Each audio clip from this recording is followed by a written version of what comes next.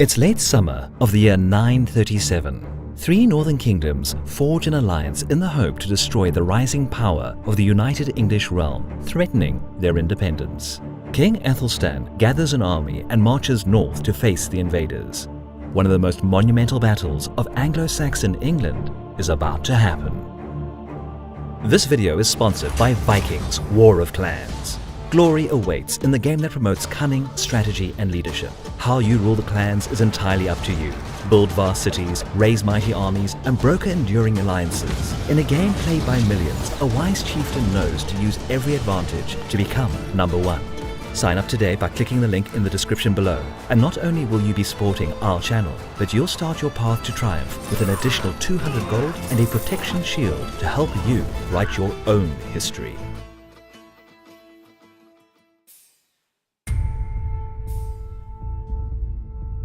It's the first half of the 10th century. Edward the Elder, king of the Anglo-Saxons, dies while residing in northern Mercia.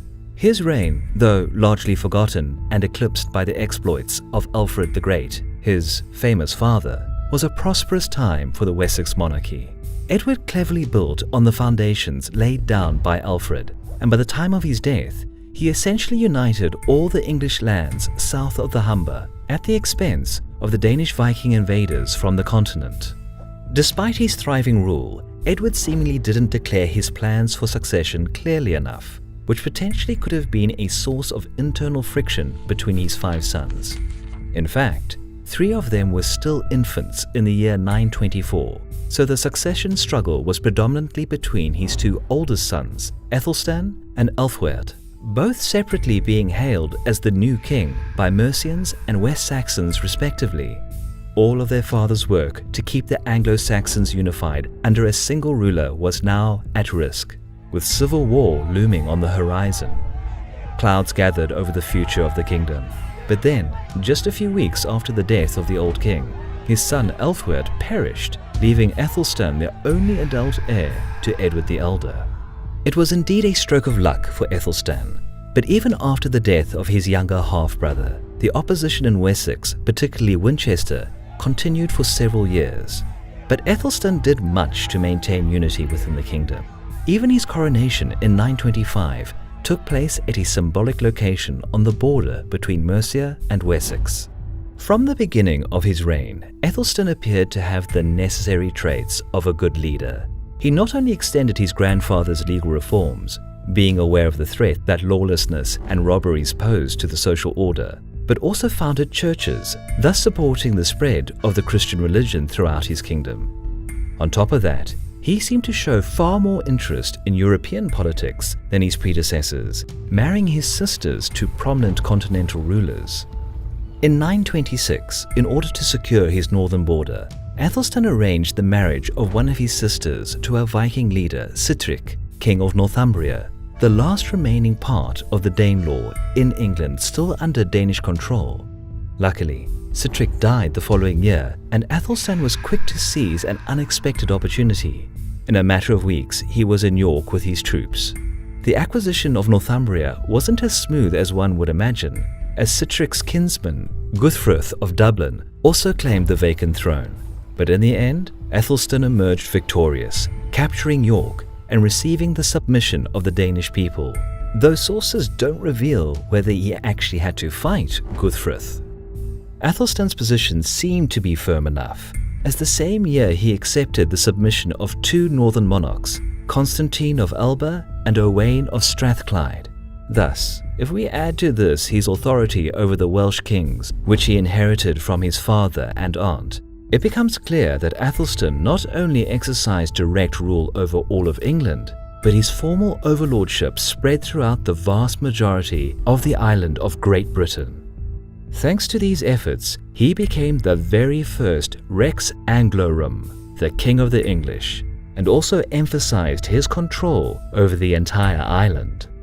Such state of affairs prevailed for the next 7 years, during which Aethelstan tightened his grip on Wales by imposing heavy annual tribute, and also squashed the Cornish revolt in Cornwall before they were able to gather a more serious force to oppose the Saxon king.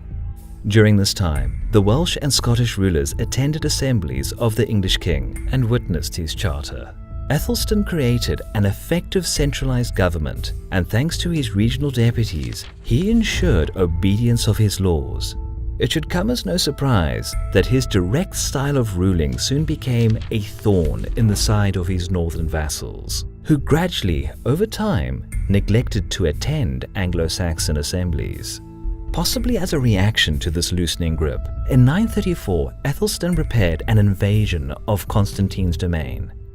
To keep the facts straight, sources don't indicate any specific reason behind Aethelstan's campaign to the north, but it is plausible to assume that his goal was to bring Constantine back to English heel.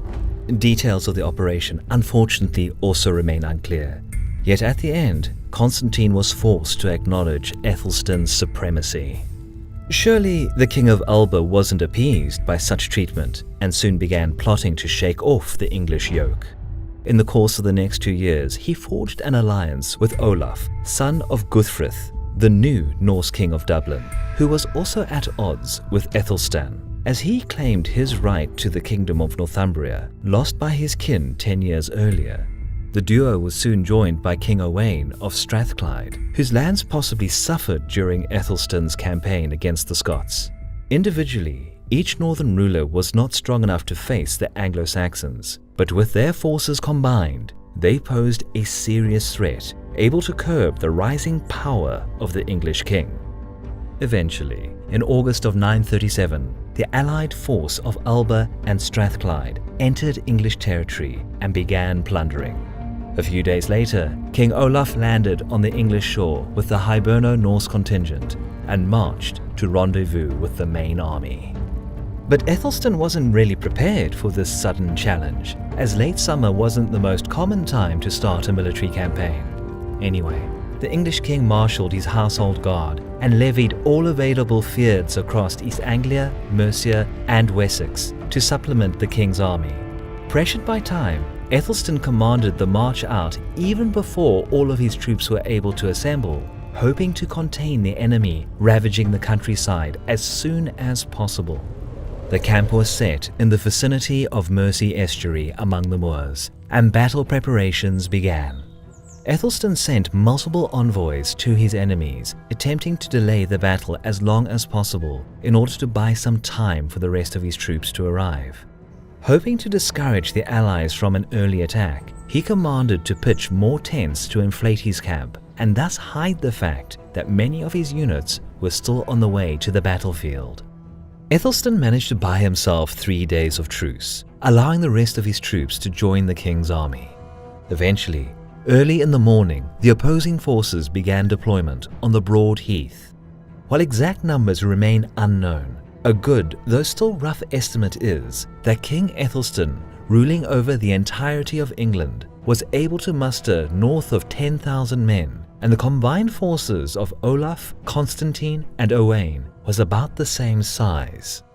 With the sun already high over the horizon, both sides charged forward, yelling at the enemy. The battle was joined as 2 arrays of shield walls clashed and tight melee combat ensued across the field. Many of Aethelstan's retinue were experienced warriors who fought the Danes in eastern Mercia years earlier under the command of his aunt and father, and he also made use of an unspecified number of fierce Norse mercenaries filling up his ranks. But his Briton, Scottish, and Hiberno-Norse enemies were no inferior warriors, and as casualties rose, neither side was able to gain an upper hand. Long gone was the time when Viking invaders prevailed in clashes with inhabitants of the British Isles. During the time of Aethelstan, the Norsemen fought on all sides, but by no means could a Saxon, Welsh, Scottish, or Irish warrior be deemed inferior to his Scandinavian counterpart. It was already past noon, but the battle still raged with no sign of final resolution. The death toll rose disastrously high, when somewhere in the center, Aethelstan's men managed to cut through the Briton shield wall and split the Allied battle line.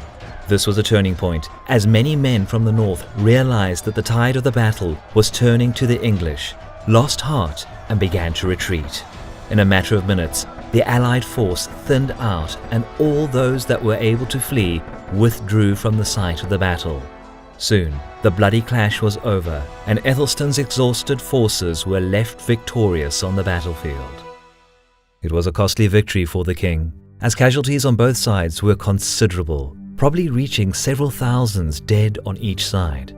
It is said that 5 kings and 7 earls, along with many lesser nobles across the opposing forces, lost their lives in the carnage. His primary enemies, albeit considerably weakened, managed to find safety from the battle.